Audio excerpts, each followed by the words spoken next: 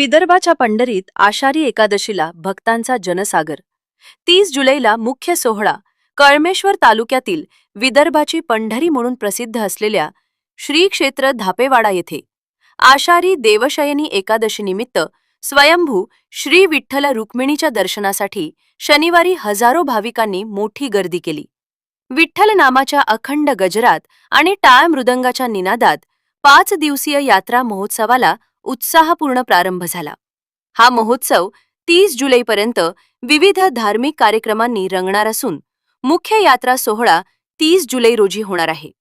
आषाढी एकादशी निमित्त पहाटे 3 वाजल्यापासून श्री विठ्ठल रुक्मिणी भगवंतांचा अभिषेक व धार्मिक विधी पार पडले।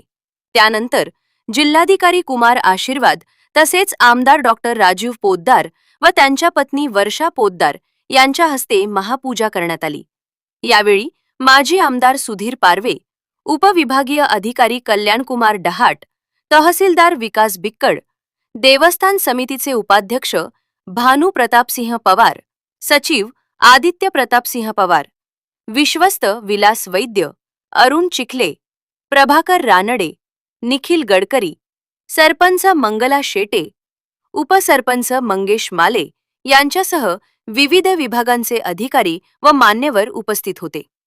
सायंकाळी कोलबास्वामी मठ, रघुसंत मठ, मकरंदपुरी मठ आणि वारामाय देवस्थानाच्या दिंड्यांनी नगर प्रदक्षिणा काढत परिसर भक्तिमय केला।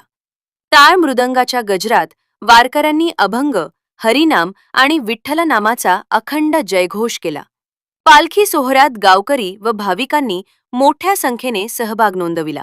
यात्रेनिमित्त देवस्थान समितीच्या वतीने भाविकांसाठी अल्पोपहार, पिण्याच्या पाण्याची व्यवस्था करण्यात आली होती।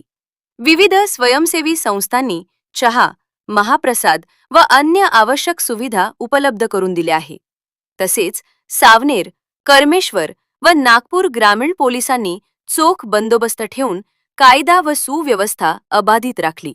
दरम्यान 30 जुलै रोजी होणाऱ्या मुख्य सोहळ्यात पालकमंत्री चंद्रशेखर बावनकुळे व आमदार डॉक्टर आशिष देशमुख यांच्या उपस्थितीत स्वयंभू श्री विठ्ठल रुक्मिणीची महापूजा होणार असल्याची माहिती देवस्थान समितीने दिली। प्रतिनिधी गिरीश आंदे सह मुख्य संपादक दिलीप घुरमारे, नागपूर।